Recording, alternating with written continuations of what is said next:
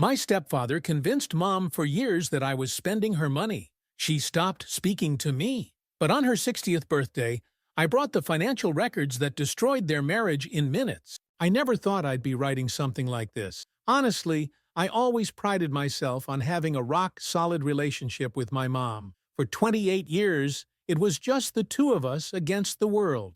Then Robert happened. Look, I'm not some mama's boy who couldn't handle Mom finding happiness. I was genuinely happy when Lydia started dating again after decades of being single. She deserved it after everything she sacrificed for me. Working 2 jobs, skipping vacations, wearing the same winter coat for 15 years so I could have what I needed. We weren't rich, but we were tight. She taught me everything about money management, how to budget, save, invest smartly. It's why I ended up in finance, honestly. Here's the thing about Robert. He seemed perfect at first. Charming 57-year-old widower who swept Mom off her feet. They met at her community center where he volunteered teaching seniors about protecting their assets. The irony isn't lost on me now. I remember meeting him for the first time at this little Italian place Mom loves. He ordered the most expensive wine on the menu, made a big show of paying for everything. Looking back, those were the first red flag. The flashiness, the performance of wealth. They got married after only 6 months. Too fast, but who was I to say anything? Mom was happier than I'd seen her in years. She was 55, financially stable with a decent retirement fund, and the house nearly paid off. She'd worked hard for that security. Robert moved in immediately after the wedding, claiming his condo was being renovated to sell. That renovation stretched on for months until he quietly stopped mentioning it altogether. Around month 4 of their marriage, I started noticing changes. Mom began canceling our weekly dinners. When we did meet up, she seemed distracted, checking her phone constantly. Robert was always just checking in with text. Then came the comments about money, subtle at first. Mom mentioned cutting back on expenses, saying things were a little tight right now. This from a woman who'd always been meticulously responsible with money and had just finished paying off her mortgage. By month 6, she started asking if I'd borrowed money from her accounts. I hadn't, obviously. At first, it was casual. Did I forget to tell her about using her card for something? Then the questions became more frequent, more specific. Had I transferred funds from her savings? Did I know anything about withdrawals from her retirement account? Each time, I explained I had my own money, my own accounts, and would never touch hers without asking. Mom would nod, say she believed me, then ask the same questions 2 weeks later. The breaking point came 9 months into their marriage. I showed up for dinner at their house and could immediately tell something was wrong. Mom's eyes were puffy from crying. Robert sat next to her at the dining table, arm around her shoulders, looking grave but somehow satisfied. That's when he confronted me with evidence. Robert had prepared this whole presentation, bank statements with highlighted withdrawals, credit card bills with circled charges, all supposedly proof that I'd been siphoning money from Mom for months. The total they accused me of taking? $42,780, an oddly specific number that he claimed I'd stolen in increments to avoid detection. I was blindsided. The evidence was complete bullshit. Transactions I never made. Withdrawals from accounts I didn't even have access to. When I tried explaining this, Robert had an answer for everything. I must have seen her input her passwords. I could have taken her cards temporarily. I might have forged her signature.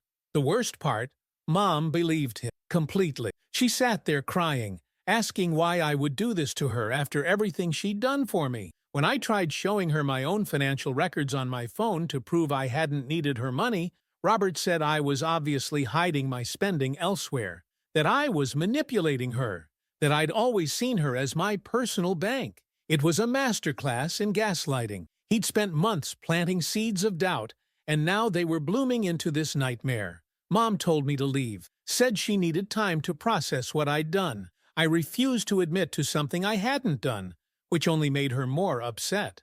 Robert suggested that if I came clean and agreed to repayment, they wouldn't press charges, as if I was some criminal, as if he was doing me a favor. I left that night with Mom refusing to look at me. Over the next few weeks, I called, texted, emailed, trying desperately to clear my name. She either didn't respond or sent brief messages asking for space. Eventually, her number blocked me altogether. 3 months of this hell passed. 3 months of my mom, the woman who raised me alone, who I spoke to almost daily for my entire life, believing I was a thief. The hurt eventually crystallized into something harder, colder, rage, pure, calculated rage. Here's the thing about working in finance. You develop instincts, and everything about Robert's evidence felt fabricated. The statements looked real enough at first glance, but some details were off. Inconsistent fonts, missing transaction code, things a regular person wouldn't notice.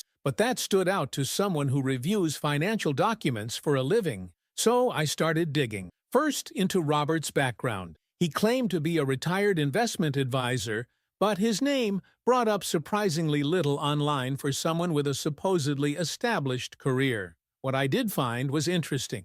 Robert had changed his name 5 years ago. His previous name was connected to several complaints about financial mismanagement, though never enough evidence for formal charges. I created a spreadsheet tracking everything I knew about him: previous addresses, employment history, name changes, relationships. A pattern emerged. Robert had married 3 times before my mom, all women over 50, all financially stable, all relationships that lasted between 2 and 3 years before ending. The clincher came when I connected with Paisley, Mom's friend from her book club. Mom had stopped attending months ago. Robert always had reasons why they couldn't make it, but Paisley was concerned enough to meet me for coffee. What she told me confirmed my suspicions. Mom had confided in her about money troubles. Robert had apparently taken over managing Mom's finances completely to reduce her stress. Mom mentioned having to cash out part of her retirement fund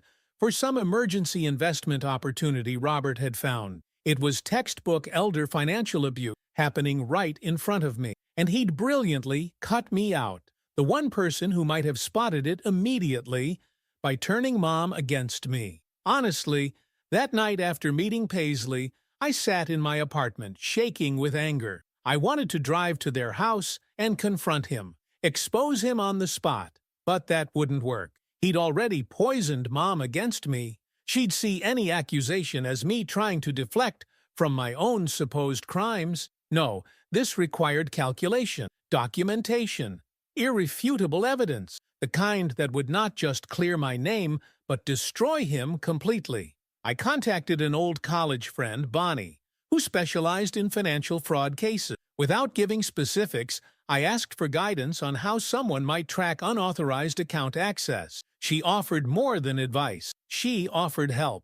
Together, we started building a case. Over the next 2 months, I methodically gathered information, every document, every transaction history, property records showing Robert had purchased a vacation property in another state, in his name only, right around when Mom cashed out part of her retirement, connections to offshore accounts where money was being funneled, evidence that the joint investments Robert claimed to be making either didn't exist or were actually solely in his name. Look, I'm not a violent person, but discovering the extent of his manipulation, seeing exactly how he'd systematically isolated my mother and drained her accounts while using me as the scapegoat, it awoke something primal. This wasn't just about clearing my name anymore. This was about making him pay for every tear my mother shed, thinking her only son had betrayed her. For every night I lay awake, wondering how I'd lost the most important relationship in my life. Then, through Paisley, I learned Mom's 60th birthday was approaching. Robert was planning a surprise party, inviting family and friends my mother hadn't seen in months due to his isolation tactics. Everyone who mattered to her would be there. It was perfect, the ideal setting for his complete and total destruction. I spent weeks organizing the evidence, creating easy-to-understand summaries of the financial trails, preparing backup documentation for every claim. This wasn't going to be some emotional accusation he could dismiss. This would be methodical, surgical, devastating. The night before her birthday, I barely slept. Not from nervousness, but from anticipation. I knew exactly what I was about to do. For the first time in months, I felt something beyond anger. I felt purpose. Robert thought he was clever, using financial manipulation as his weapon. He had no idea he'd chosen to go up against someone who made their career finding exactly these kinds of discrepancy. Tomorrow, my mother would get the truth as her birthday present. And Robert? Robert would get exactly what he deserved. To be continued. Update. First, I want to thank everyone for the support on my last post. Honestly, I wasn't expecting thousands of comments and messages. To those asking if this is fake, I wish it was. And to those calling me an asshole for plotting revenge against my stepfather instead of just talking it out, try having your own mother believe you're stealing from her and see how rational you remain. Look, the morning after I decided to take Robert down, I woke up with this strange sense of calm, the kind that comes when you stop reacting and start acting. The house I grew up in had this old oak desk where Mom used to help me with homework. I cleared it off and turned it into my war room. Every night after work, I'd come home, make a protein shake, and spend hours building my case. No distractions, no dating, no social life. Just me, my laptop, and a growing mountain of evidence. I started with the basic. Robert William Caldwell, 61, claiming to be a retired investment advisor. That's what he told Mom anyway. A simple background check, worth every penny of the $175, revealed he'd changed his name from Richard Warren Caldwell 5 years ago. Not illegal on its own, but definitely the first thread I pulled. Here's the thing about financial predators like Robert. They leave patterns. I created this massive spreadsheet tracking everything. Previous addresses, employment history, marriages, complaints, lawsuits. The connections weren't immediately obvious until I color-coded them by date. Then it jumped out at me. Elizabeth, 2008 to 2011. Margaret, 2013 to 2015. Patricia, 2016 to 2019. And now my mother Lydia, 2020 present. All women between 55, 65. All financially stable. All relationships lasting 2-3 years before ending. I reached out to Bonnie on day 3 of my investigation. We'd met in college, stayed friends through the years. She specialized in tracking financial fraud and had access to databases I couldn't reach. When I explained the situation, she didn't hesitate. Not because she's some rule breaker, but because she'd seen her own grandmother targeted by a similar scam. The look in her eyes when I showed her Robert's pattern. I knew she was in for the long haul. What started as a hunch quickly became concrete. With Bonnie's help, I uncovered Robert's multiple bank accounts across 3 states. I documented large transfers from my mother's retirement fund into these accounts, all within the last 8 months, all after he'd convinced her I was stealing from her. The transfers always followed a pattern. Funds moved first to a joint account, giving him plausible deniability, then quickly transferred to his personal accounts, often within hours. The numbers made me physically sick. $42,780, the exact amount he'd accused me of stealing, had indeed disappeared from Mom's accounts, but it hadn't gone to me. Robert had taken it himself, then fabricated evidence to frame me. It was brilliant in its simplicity. By creating a villain in me, he'd established himself as her protector, gaining complete control over her finances while eliminating the one person who might spot his scheme. Week 2 of my investigation revealed something even more disturbing. Robert had purchased a lakeside cabin in Michigan 3 months ago. Price tag, $389,000. The down payment came directly from my mother's liquidated investments, but his name was the only one on the deed. When I found the property listing online with interior photos, I recognized furniture from our family's storage unit. Heirlooms Mom had been saving for me someday. I printed everything,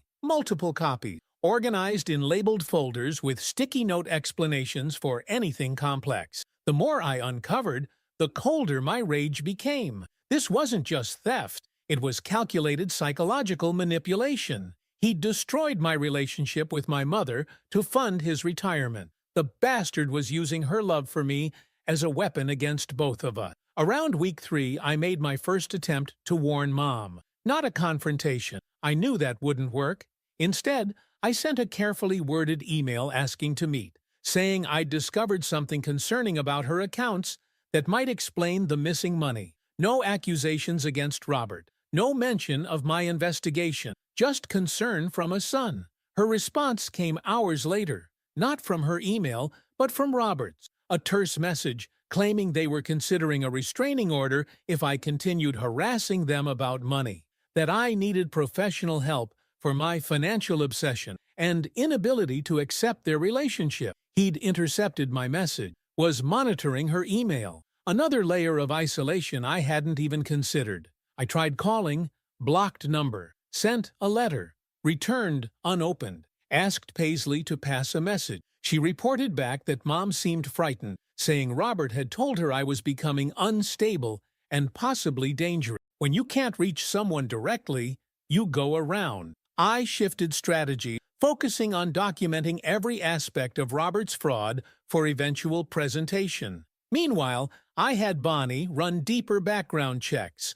What we found shifted everything. Robert wasn't just a con man. He was a practiced predator with accusations from previous relationships that never quite made it to court. His first wife, Elizabeth, had filed a police report claiming financial abuse before suddenly withdrawing it and disappearing to Arizona. His second relationship ended when Margaret was mysteriously declared mentally incompetent to manage her finances, with Robert briefly serving as her financial guardian before her children intervened. Patricia, the third, had actually begun legal proceedings for financial fraud before suddenly dropping the case and signing a non-disclosure agreement. None of these cases had sufficient evidence to create a criminal record, but together they painted a damning picture. Robert didn't just move on from these women, he destroyed them financially and often psychologically before disappearing to find his next target. My mother wasn't just being stolen from, she was being systematically dismantled by a professional. I hit a breakthrough in week 5 through an unexpected source. Paisley texted me about Mom's upcoming 60th birthday. Robert was planning a surprise party at their house, inviting extended family and old friends Mom hadn't seen in months due to his isolation tactic. Everyone who mattered to Mom would be in one place, witnessing what I was about to do. The party created both opportunity and deadline. I had 3 weeks to finalize everything. The pressure was brutal, but clarifying. I took a week off work, citing family emergency, which wasn't exactly a lie. 16-hour days spent assembling the case. Bonnie stayed late, helping me organize financial records, sometimes falling asleep on my couch, surrounded by papers. The wall above my desk became a timeline of Robert's activities, color-coded and connected with string like something from a crime show. It would have looked crazy to anyone walking in, but to me, it was the clearest thing in my life. 10 days before the party, Robert escalated. A certified letter arrived from his lawyer, a formal cease and desist, claiming I'd been stalking them, making threats, and attempting to access their accounts. All completely fabricated, but strategically brilliant. He was establishing a paper trail to discredit me before I could expose him. The letter mentioned a temporary restraining order was being filed. He was trying to legally prevent me from attending the birthday party. Honestly, I almost broke that night. Almost drove to their house, pounded on the door, screamed the truth through the windows. The frustration of knowing what was happening while being completely blocked from helping was overwhelming. I put my fist through the drywall next to that evidence board. Not proud of it, but there it is. Bonnie found me sitting on the floor an hour later, knuckles bloody, staring at nothing. She didn't offer empty reassurances. Instead, she handed me an ice pack and her laptop, showing me something she'd discovered. Robert had started moving larger sums to an offshore account. He was accelerating his timeline, getting ready to clean out Mom completely and disappear. That discovery refocused everything. This wasn't just about revenge anymore. It was a rescue operation with a rapidly closing window. I contacted a friend at the local police department, explaining the situation without making formal accusations yet. Wanted them aware in case Robert tried something when cornered. Then I reached out to Mom's brother Louis, who'd be attending the party, not telling him everything, just enough to ensure he'd help me get in, despite any restraining order. The final piece came together 3 days before the party. Bonnie's contact at the bank provided copies of the signature cards for Mom's accounts. The signatures authorizing the largest transfers didn't match her known signature. They were close, clearly practiced forgeries, but distinct in key ways when examined closely. Robert hadn't just manipulated Mom, he'd committed actual forgery. That was the smoking gun we needed. I spent the last 72 hours preparing the presentation of evidence, not just collecting it, but organizing it for maximum impact. The financial records were complex, so I created simplified flowcharts showing exactly how money moved from Mom's accounts to Robert. I prepared a timeline of his previous targets with documented patterns. I assembled before and after snapshots of Mom's financial situation, showing how dramatically her net worth had declined since meeting him. Most damning was the folder containing photos of the Michigan property purchased with her retirement funds, paired with the deed showing only his name. Beside it, documentation of 3 other properties he'd purchased the same way from previous relationships. A clear, undeniable pattern of fraud. The night before the party, I couldn't sleep. Not from nervousness, but from a strange, cold anticipation. I'd moved beyond anger to something more focused. I packed my evidence into a leather portfolio case. Mom's gift to me when I graduated college. Seemed fitting to use it now to save her. I stood in front of my bathroom mirror that morning, straightening my tie, rehearsing what I would say, how I would remain calm regardless of Robert's reaction, how I would focus only on Mom, ignoring his inevitable attempts to discredit me. I'd played the scenario in my head hundreds of times, anticipating every possible reaction, every counter-argument he might make. What I couldn't anticipate was how it would feel to see my mother again after nearly a year of estrangement, to look into the eyes of the woman who raised me, who I'd spoken to almost daily for 28 years, who now believed I was a thief. That uncertainty was the only crack in my armor. As I loaded the evidence into my car, Bonnie texted me one last bit of information. Robert had withdrawn $50,000 cash from one of his accounts yesterday. He was preparing to run. Whether he planned to do it after cleaning out Mom's remaining assets at the party or was just securing ready cash, I didn't know. But it confirmed everything we'd suspected. The drive to Mom's house was surreal. The same route I'd taken hundreds of times before, now feeling like enemy territory. I parked a block away, waited for Louis to text that he'd arrived. The plan was simple. He'd meet me outside, walk me in as his guest. Robert might try to stop me, but causing a scene at Mom's birthday party in front of all her friends would contradict the careful image he'd cultivated. As I sat in my car, clutching that portfolio case, watching the minute hand tick closer to the party's start time, I felt strangely calm. In a few hours, everything would change. Mom would know the truth. Robert would be exposed. Justice would be served in the most public, irrefutable way possible. My phone buzzed. Louis had arrived. It was time. I stepped out into the cool autumn air, evidence in hand, ready to tear Robert's world apart piece by documented piece. The destruction I had methodically planned for months was about to begin, and God help anyone who tried to stand in my way. Update 2. The afternoon of Mom's birthday arrived with perfect fall weather, sunny but cool, leaves just starting to turn. Uncle Louis was waiting for me at the corner, pacing nervously next to his car. The moment he saw me, his expression shifted from uncertainty to relief. We hadn't been close in years, but the brief, awkward hug he gave me felt like the first genuine human connection I'd had in months. Look, I'm not typically an anxious person. I deal with high-pressure situations daily in my work. But walking toward my childhood home, leather portfolio tucked under my arm, my heart hammered against my ribs like it was trying to escape. Louis kept glancing at me, asking if I was sure about doing this today. I didn't respond. What was there to say? This wasn't about choosing a good time anymore. This was about stopping Robert before he vanished with everything my mother had worked for. Cars lined the street, mostly older models belonging to Mom's friends from before Robert. I recognized Paisley's faded blue Honda, my cousin Manuel's pickup truck. The normality of it struck me as bizarre.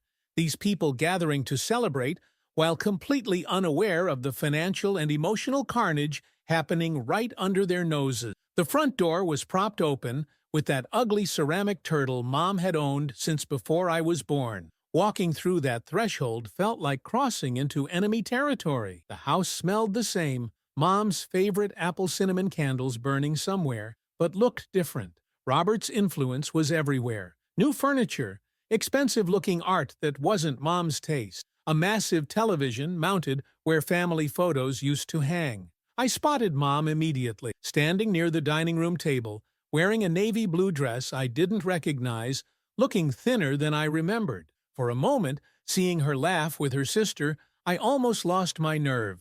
Then I saw Robert's hand on her lower back, his ownership gesture, and my resolve hardened. He noticed me before she did. The change in his expression was subtle but unmistakable. First confusion, then recognition, then a flash of something close to panic, before his face settled into controlled anger. He whispered something to Mom and started moving toward me, intercepting before I could reach her.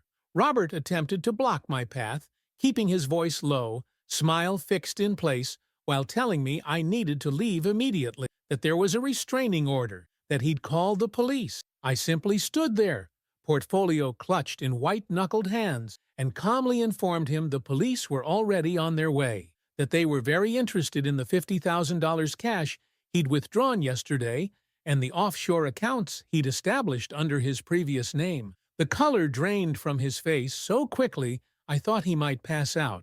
That moment, watching realization dawn that I knew everything, almost made the entire year of hell worth it. Almost. Mom noticed us then. Her expression when she saw me, confusion, hurt, anger, fear, hit me like a physical blow. But I hadn't come this far to falter now.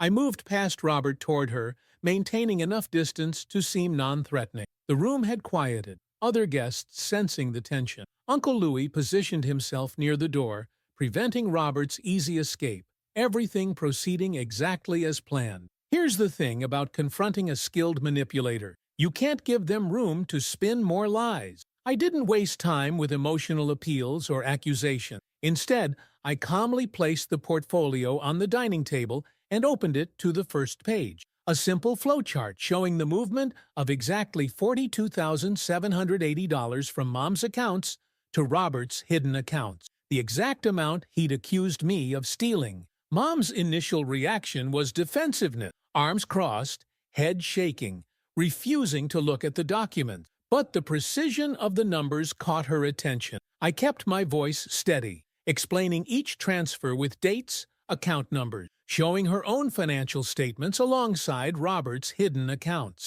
The room had gone completely silent, every guest frozen in uncomfortable witnessing. Robert tried interrupting repeatedly, first with anger, then dismissal, finally attempting to physically remove the document. Each time, I simply continued presenting evidence, my voice never rising. When he claimed the documents were fabricated, I produced the bank's official verification. When he claimed joint financial decisions, I showed the forged signatures that didn't match Mom's handwriting. When he attempted to drag Mom away, Uncle Louis and Cousin Manuel stepped in, suggesting calmly that she might want to hear everything. The turning point came with the Michigan property photos. Mom's face changed when she saw her grandmother's antique dining set staged in a lake house she'd never seen before. I explained how her liquidated retirement fund had purchased this $389,000 property titled solely in Robert's name 3 months ago, then showed 3 previous properties purchased the same way from his former partners. The pattern undeniable, the intent unmistakable. Something broke in Mom's eyes, not dramatically, just a quiet shattering of certainty. She looked at Robert with new awareness, really seeing him perhaps for the first time. When she took the portfolio from my hands and began examining each page herself, I knew we'd crossed the threshold. Robert must have realized it too, because his strategy changed instantly. He became the concerned husband, attempting to put his arm around Mom, suggesting they discuss this in private, where I couldn't manipulate her. When she shrugged away his touch, his desperation became palpable. He started toward the door, mumbling something about getting her water. Uncle Louis simply shook his head, blocking the path. The next 20 minutes unfolded with terrible precision. Mom reviewing each document, asking quiet, devastated questions. Me answering calmly, directing her to specific evidence. Robert's increasingly frantic attempts to regain control. Guests watching in horrified fascination. The systematic dismantling of a years-long con, happening between cheese platters and birthday balloons. When Mom finally looked up from the last document, evidence of Robert's previous identities and relationships, her expression had transformed completely. Not just hurt or anger, but something harder, colder. She turned to Robert and asked about the $50,000 cash withdrawal yesterday. His stuttering non-answer was confirmation enough. He made his move then, shoving past Manuel toward the kitchen's back door, exactly as anticipated. I nodded to Paisley, who opened the front door where 2 police officers had been waiting. Robert's escape route cut off, he grabbed his jacket from the coat rack, undoubtedly containing the cash and whatever documents he considered essential. The desperation of a cornered animal in his movement. The officers intercepted him before he reached the side gate. His attempts to explain away the situation grew increasingly incoherent as they escorted him to the patrol car. Not officially arrested yet, just assisting with inquiries about multiple fraud allegations. But we all knew he wouldn't be coming back. With Robert gone, Mom seemed to physically collapse, decades of strength suddenly evaporating. The party dissolved awkwardly, guests making hushed exits with promises to call later. Only family remained. Louis, Manuel, Mom's sister Natalie, forming a protective circle around her as the reality of her situation sank in. The aftermath wasn't clean or simple. Mom alternated between stunned silence and bursts of devastating questions. How much was actually left of her saving? Could the property be recovered? Had she lost everything? I sat beside her, abandoned portfolio between us, answering each question with brutal honesty. By evening's end, we had a preliminary assessment. Robert had taken approximately 70% of her retirement funds and home equity. Not completely wiped out, but catastrophically damaged. I stayed that night, sleeping on the couch I'd grown up with. Mom locked herself in her bedroom after hours of questions and tears. Around 3 a.m., I heard her moving around, finding her in the kitchen, methodically removing everything Robert had brought into the house. Photos, decorative items, the expensive coffee maker he'd insisted on buying, creating small piles to donate or trash, reclaiming her space inch by inch. The next morning we drove to the police station together. The formal process of pressing charges, documenting evidence, providing statements. Robert had been held overnight based on flight risk. The $50,000 cash and packed bags in his car trunk, damning evidence of his intention. The detective informed us they'd already identified 2 other victims from Robert's past willing to come forward now. The case was solid. He wouldn't be walking away this time. The weeks that followed were grueling. Financial forensics, legal meetings, insurance claims. Mom had to face how completely she'd been manipulated, how willingly she'd handed over control, how easily she'd believed the worst about her own son. The shame of it seemed harder for her to bear than the financial loss. Bonnie proved invaluable during this time, helping trace and freeze accounts before Robert's associates could empty them. We recovered the Michigan property and approximately $118,000 from various accounts. Not everything, but enough to ensure Mom wouldn't lose her house, enough to rebuild from. The reconciliation between Mom and me wasn't immediate or easy. Too much damage had been done, too many harsh words exchanged, too much trust broken. We started with practical matters: financial recovery, legal proceedings, daily logistics. Emotional healing came later, in small moments. Her apology over morning coffee, my acknowledgement of how convincing Robert's evidence had seemed. Rebuilding trust brick by painful brick. Robert received 8 years for financial fraud and elder abuse. The judge's sentencing remarks were particularly satisfying, noting his pattern of targeting financially stable older women and the calculated cruelty of turning family members against each other. His previous victims attended the sentencing, each one making victim impact statements that reinforced the predatory pattern. He looked smaller in his prison jumpsuit, older, the charming facade completely stripped away. The Michigan property sold quickly once the title was transferred to Mom's name. Enough profit to stabilize her finances, though her retirement will be more modest than planned. The family heirlooms were recovered, along with approximately 40% of her original savings. A devastating loss, but not a complete destruction. 1 year later, Mom and I have weekly dinners again. We don't talk about Robert much anymore. The legal proceedings are finished. The financial recovery stabilized. Life settling into new patterns. Sometimes I catch her staring at spaces where his things used to be. Expression unreadable. The betrayal leaves marks that don't fully heal. Look, I know some might read this and think the revenge wasn't dramatic enough. No public humiliation beyond the birthday party. No elaborate scheme beyond methodical evidence gathering.